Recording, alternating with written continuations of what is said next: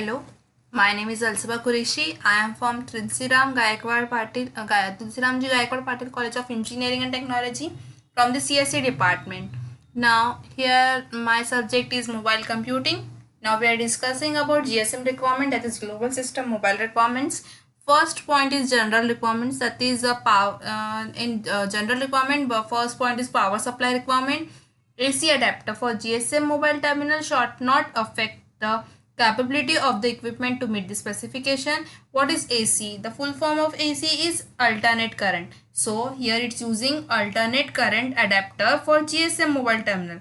Not shall not affect the capability of the equipment to meet the specification. So we are using requirements, so we have to specify the requirements or the satisfaction of the specification of the requirement. So AC adapter for the GSM mobile terminal does not affect the equipment which is meeting our specification and the capabilities of the requirement. So that's why it does not affect the our specification of the requirement. Now the operating voltage should be 240 volt. The voltage of this system or this requirements must be 240 volt, and the frequency range is 50 hertz as according to MS 406. What is MS? That is mobile station, or it's have a voltage range 230 volt and its frequency range is 50 hertz as according to MS IEC 60038. Whenever is current, if the current will apply to it on the power supply requirement, so the MS, that is mobile station power voltage, will be 230 volt and its frequency range will be 50 hertz. Now adapter must be pre-approved by the relevant regulatory body before it can be used with the equipment. Now adapter when will be approved? When the regulator body, our regulator body which is available on the system, before it can be used with the equipment. When the regulator body use the equipment of the requirement, so that's why the adapter must be approved for the specification. Now second point is the power supply cord and the main plug requirement. What is power supply? We are regularly using power supply board with using iron. Iron will connect it, mobile charger we have to connect it, and some cord means plug requirements. And the power supply means the main power which have to give a electricity power at our house or in a building or some main uses. So that's why the second point is power supply cord and main plug requirement. The equipment shall be fitted with the suitable and appropriate approved power supply cord and main plug both. So here we requirements are what we are necessary or what if we have to need it. The equipment will be fitted with the suitable appropriate approved, which requirement will be approved by the power supply cord and the main plug which is applied to the GSM requirement. So both are regulated products must be approved by the relevant regular body, which is our regulator body. We can be which if he approved the power supply cord and main plug requirement, then the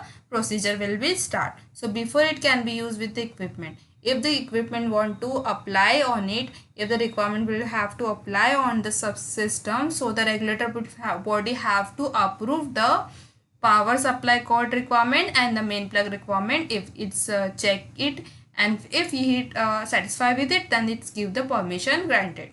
Now the power supply cord be certified according to the MS, that is mobile station 140, or BS, that is base station 500, or IEC 602275 or IEC 60245. Now the main plug all shall be certified according to 13A fuse plug. The main plugs which is we are using, it is will be certified according to the 30A fuse plug. Now MS, that is mobile station 589 part 1 or base station 136 part 1. It is using for it. Now 250 volt and 2.5 ampere is using for the main plug. Now flat non-rewirable means the wire is not rewirable. The connection will be not rewirable. Two plugs MS 157 it is using, and base station EN 5007 are using. So that's the two points of general requirements. Now next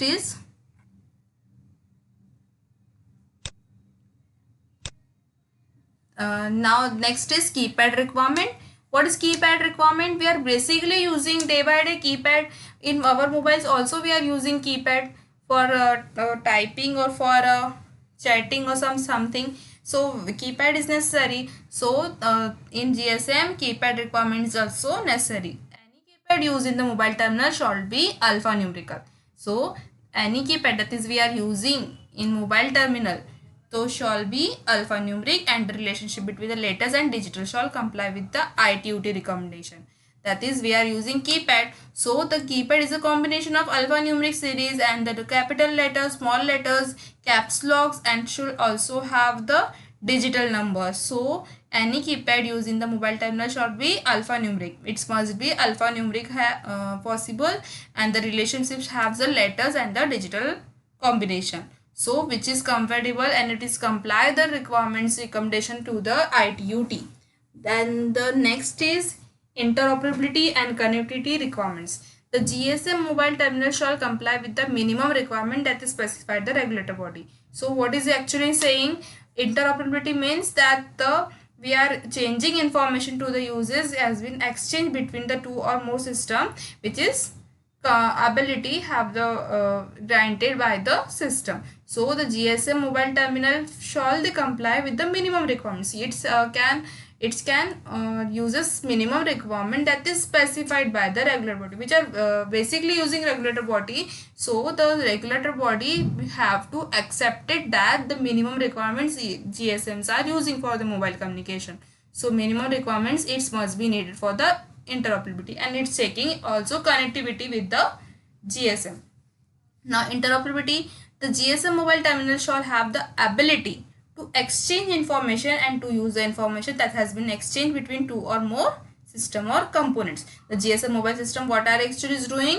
It's exchange its information, that is communication is exchange between the information. Communication is also information as exchanging between two users. So that's why information has been exchange between two or more system. It's checking the information exchanging. So the interoperability is completed. Now fourth point is connectivity. What is connectivity? The GSM mobile terminal shall have the ability to link with other program and devices to allow interoperability. Connectivity means we are using mobile phones. Now we are using mobile phones. So when we are using to WhatsApp, internet, so we are needed internet access. If we are using Gmail, so we have to achieve the internet access. So all the things which is related to the internet, so we have to connect the internet. So that's why we are use GSM providers a connectivity which is have the ability to link with the program. So it means that if we are using the some system that is connected with the internet, so we have to link with that program, with that device, or with the some apps. We have to link with the internet access and have to allow the allow the permission of interoperability. That means we have to exchange the data with the connection of the network.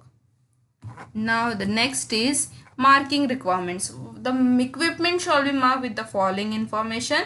First one is supplier manufacturer's name or identification marks, which is a supplier. So marking requirements is what? It's taking a marking of the requirements, which is what is needed, who is needed. So it can maintain the data. So supplier manufacturer name, who is the manufacturer, who is the supplier, it can check the name of the person, or it should maintain its information.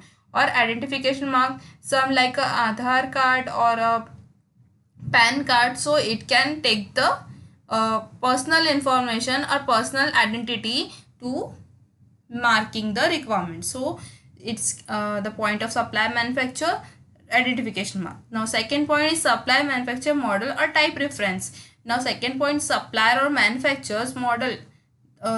They are making a model of the some GSM. So what type of model they are using, what type of references they are taking from the those or some types of other types of services. So they are checking the what type of model or what type of references they are taking for the requirements. Now third is other marking as required by the relevant standard. There are some other requirements like other required standard they are using for the making of the some GSM services. So that's why it's also check this type of requirements. Now marking shall be legal, indelible and readable, visible. The marking which have to be legal, have a legal authority, indelible and readily visible. It can be readed easily. Now the next point is visible. So all marking and related documents shall be in Bahasa Malayu or English language. So what is saying, the language we are using for the GSM, it must be marking as a related document. We are using a document, so that's why it's the documents will be related to that of live and shall be in Bahasa Malayu. What is the language of the Bahasa Malayu? It's a language, so that's he can saying the language which are document we are using, it must be Bahasa Melayu, or our language will be English language. So it's comply with the two language, that is Bahasa Melayu or English language. Now the GSM next requirement is technical requirement. Now the technical requirement, the technical equipment shall comply with the following requirements. First is radio frequency, second was electromagnetic compatibility, and third one is electrical safety and health. What is it actually saying? Technical requirement comply, that it's checking what the technical requirements is using, like a radio frequency, that is a range of radio frequencies that communication times and the communication time of a radio frequencies are exchanged, it's checking a radio frequency. Second one, electromagnetic compatibility, that is electromagnetic data is transferred, that it's checking electromagnetic compatibility with the GSM. Now third one is electrical safety and health, because of user precaution is must necessary, so that's why it's checking electrical safety and do not affect the health of the system or do not affect the also user of the health, so it's checking it. Now the radio frequency requirement, the GSM mobile terminal shall operate with the following frequency bands and channel spacing as defined in the table. Now